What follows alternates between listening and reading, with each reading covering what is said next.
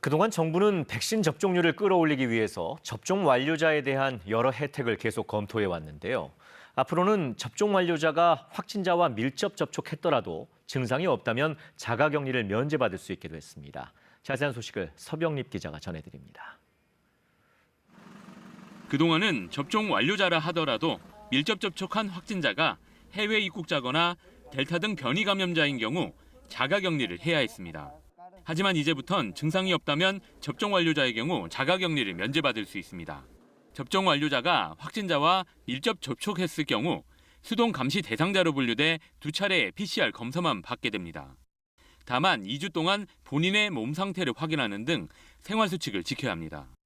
최근 연구 결과 현재 접종되고 있는 백신이 변이 바이러스에도 유효함이 확인되었기에 자가격리를 면제하는 쪽으로 변경하였습니다.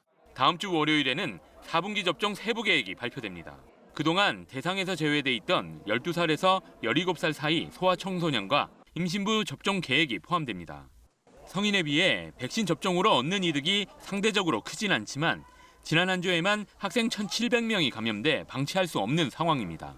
5살에서 11살 아동은 화이자 백신이 효과가 있다는 임상 결과가 나왔지만 접종 대상에 포함될 가능성은 낮습니다. 먼저 접종을 시행한 나라들에 대한 접종 사례들을 지속적으로 모니터링하여 전문가 검토 그리고 예방접종 전문위원회 심의를 거쳐서 접종 방향을 결정할 예정입니다. 미접종자 570만 명의 사전 예약이 진행 중인 가운데 정부는 적극적인 소통은 하겠지만 백신을 거부한다고 해서 불이익을 주지는 않을 거라고 밝혔습니다.